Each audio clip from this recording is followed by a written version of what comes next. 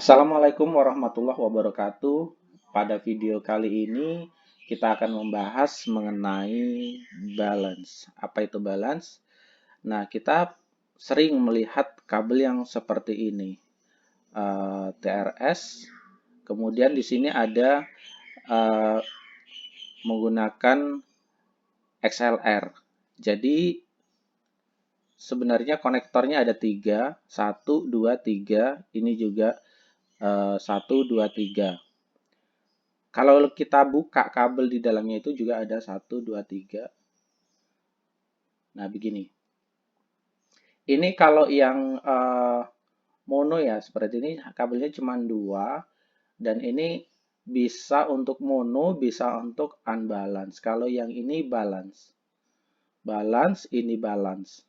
Nah, skemanya seperti ini. Ini untuk yang male-nya, ini female, ini male. Nah, sebenarnya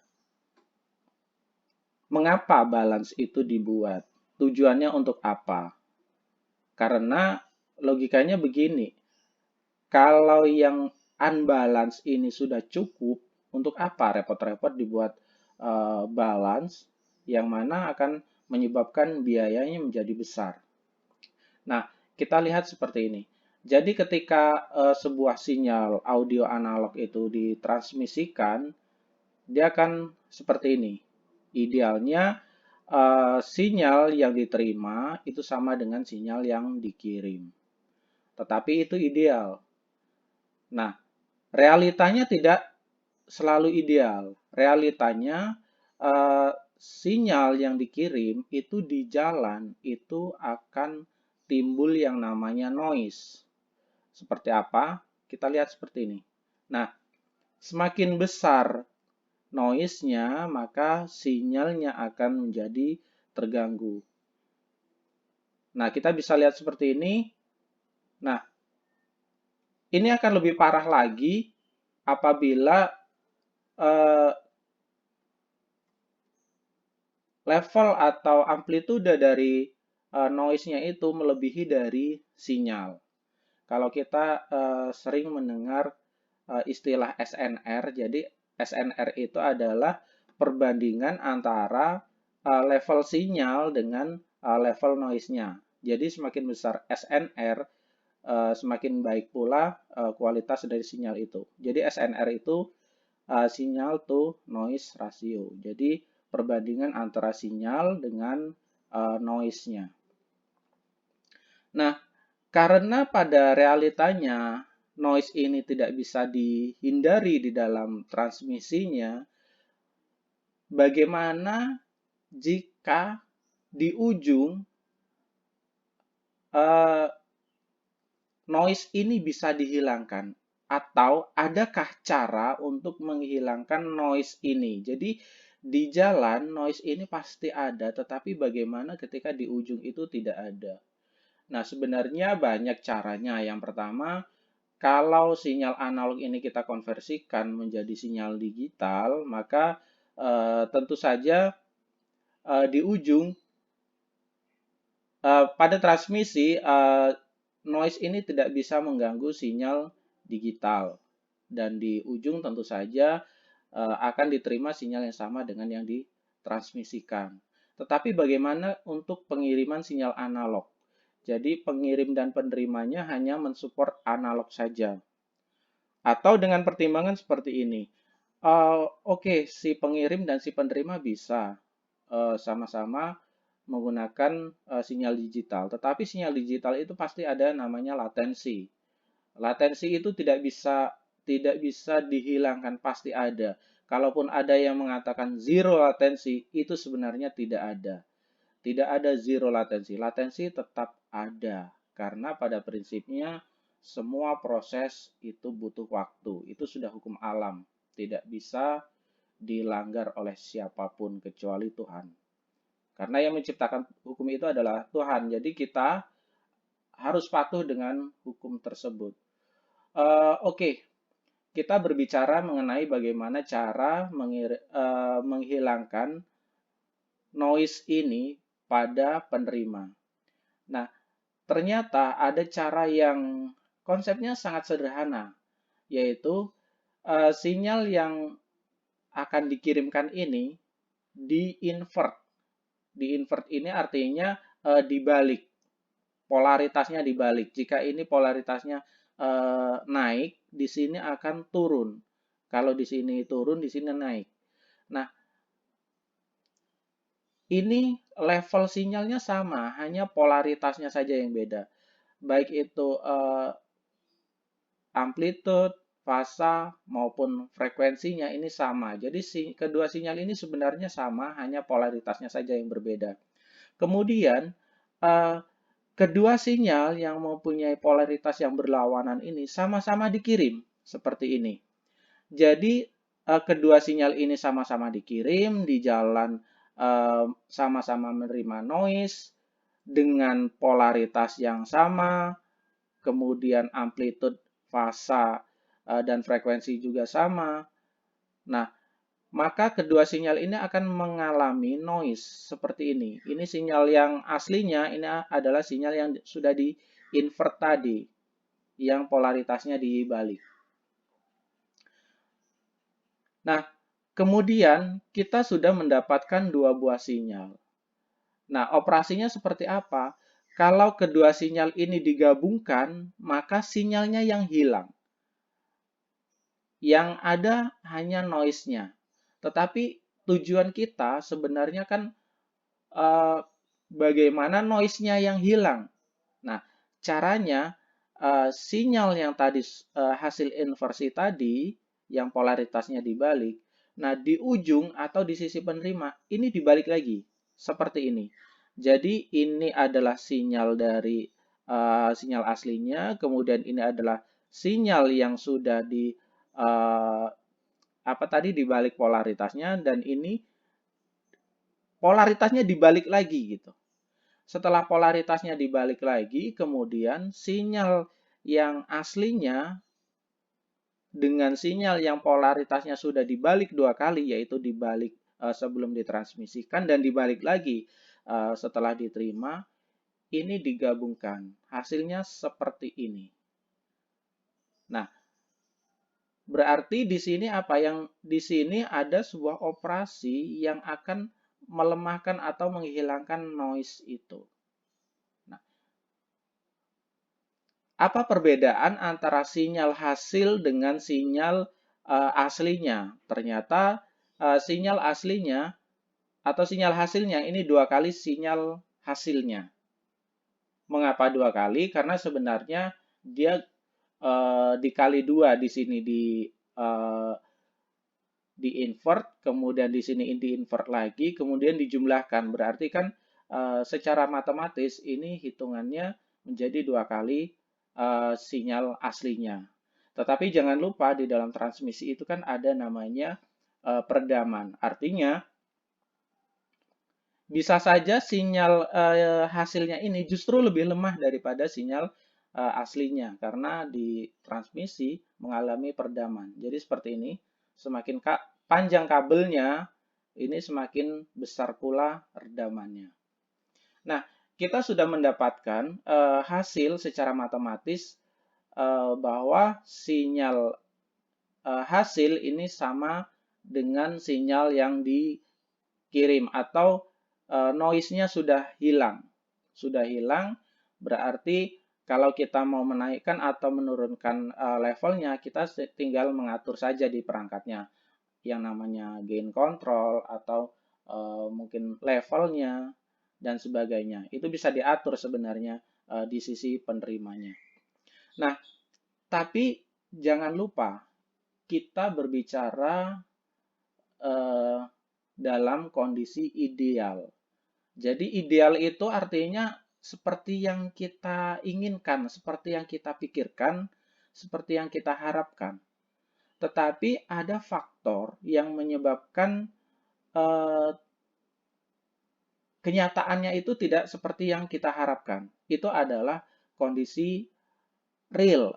Nah, kondisi real itu selalu tidak ideal. Jadi antara ideal dengan real itu selalu saja berbeda. Nah, artinya apa? Walaupun kita sudah berusaha untuk menghilangkan noise ini, dengan menggunakan balance tadi, tetapi pada kenyataannya noise itu tidak bisa hilang. Nah, apa sebenarnya yang menyebabkan noise itu menjadi tidak hilang? Karena pada hitungan matematisnya uh, noise itu seharusnya hilang. Nah, setidaknya ada dua faktor yang menyebabkan noise ini tidak hilang atau noise itu tetap ada meskipun kita sudah menggunakan kabel balance. Faktor yang pertama adalah kita lihat bahwa di dalam kabel balance itu kan ada dua sinyal. Sebenarnya di sini kan ada 3 kabel, tapi yang satu kan sebagai ground. Nah, jadi misalnya seperti ini, kita perbesar gambarnya seperti ini. Ini ada 2 kabel, dan kabel ini tidak selalu sejajar. Maksudnya bisa terpilin, terpilin ya terpilin gitu, terlilit gitu. Maksudnya antara satu kabel dengan kabel lain ini akan terlilit. Artinya apa? Ketika katakanlah datang sinyal maksudnya sumber noise di sini. Sumber noise di sini maka kabel yang 3 ini menerima intensitas yang lebih besar daripada kabel 2. Artinya noise yang ada di jalan tadi tidak diterima dengan level yang sama antara si sinyal 1 dan sinyal 2. Jadi sinyal 1 dan sinyal 2 ini akan menerima intensitas yang berbeda atau noise-nya berbeda.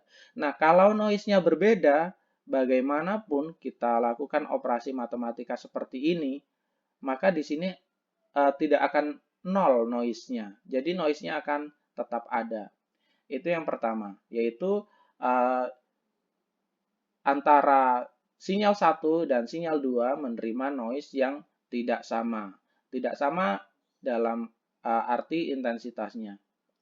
Atau bisa jadi mungkin fasanya, karena kabelnya tidak lurus, misalnya seperti ini. Nah, yang kedua apa? Ini kan ada 2 sinyal.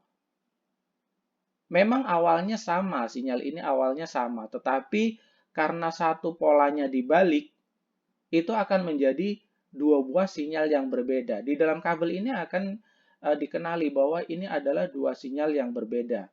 Tidak peduli itu bentuknya apa namanya berasal dari satu sumber yang sama, kemudian salah satu polaritasnya diubah atau dibalik. Tidak peduli seperti itu.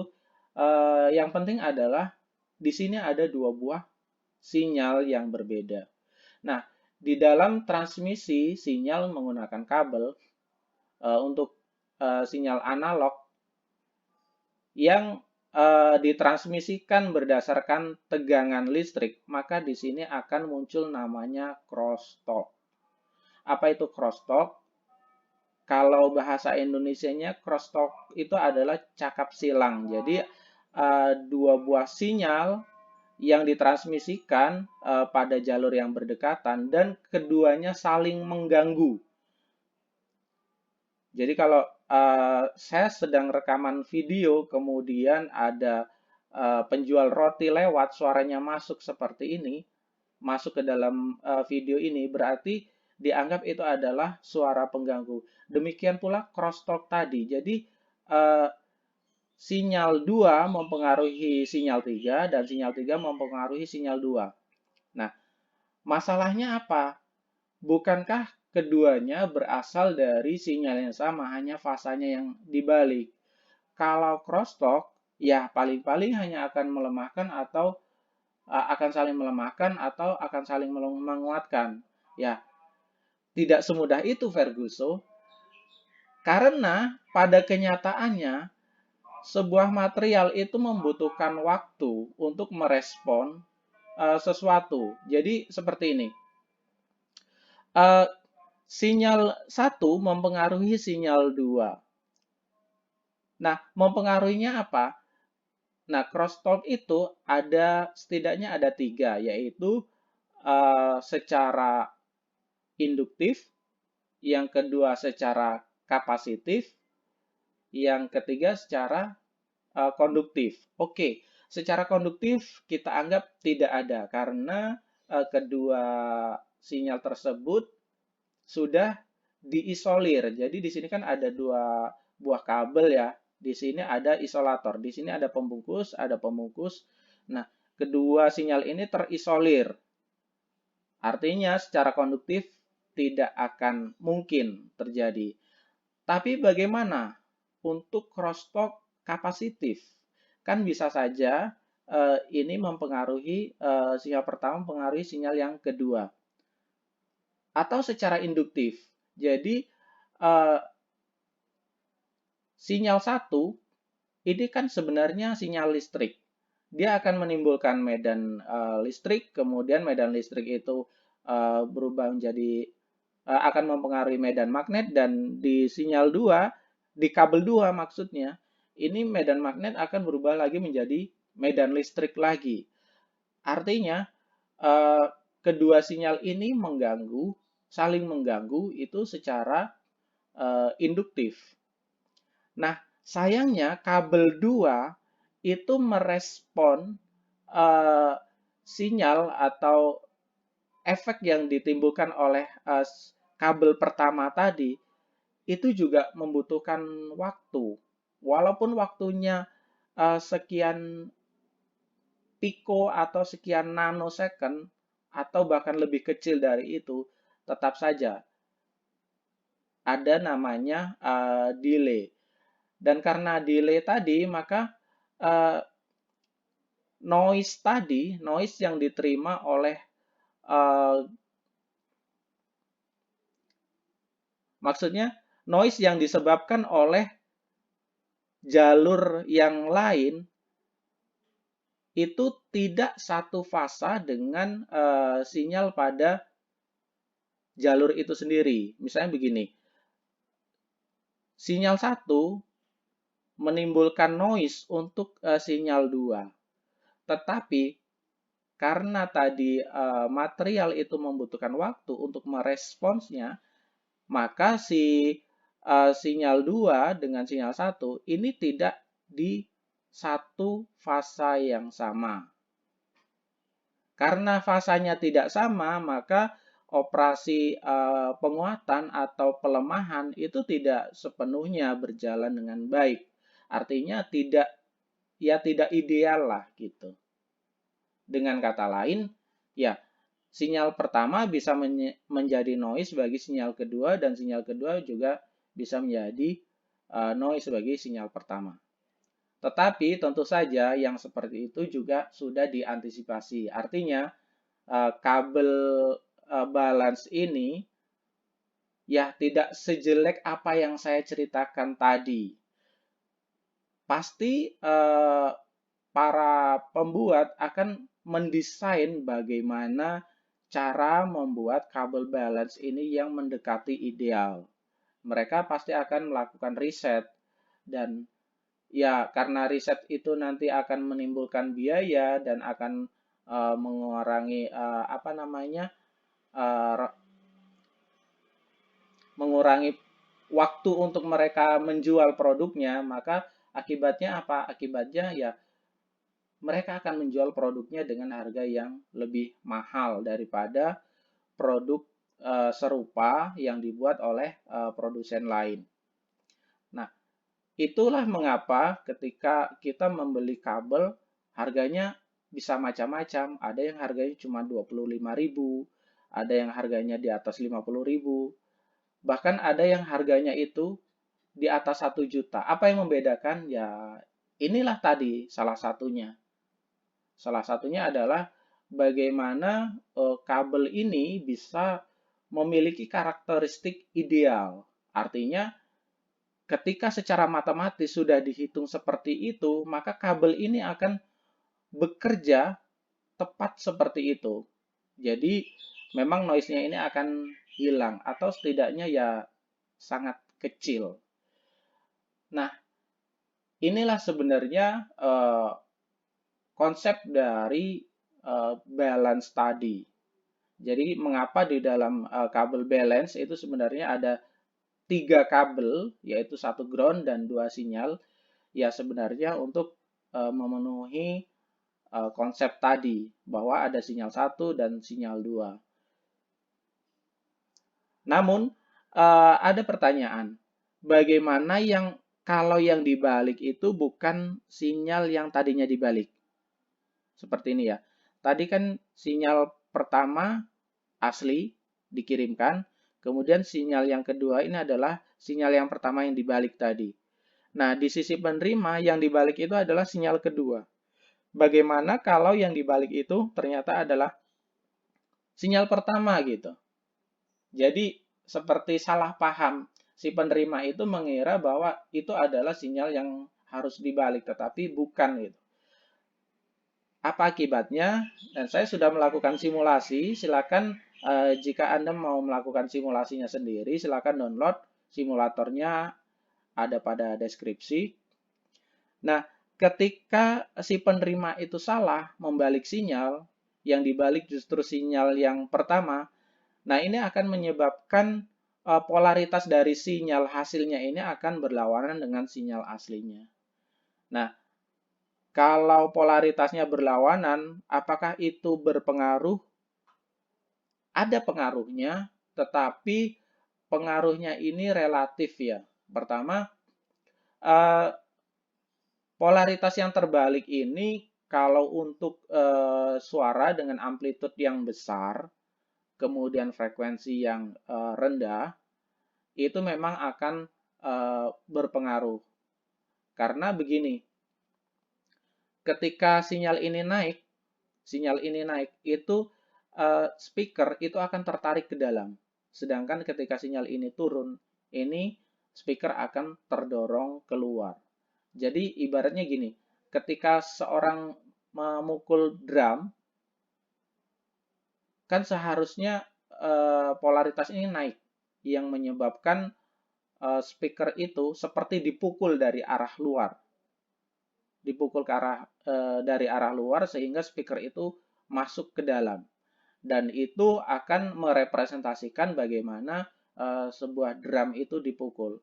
Tapi pada kenyataannya, pada waktu tersebut, pada waktu si drummer memukul drumnya, justru yang terjadi sebaliknya.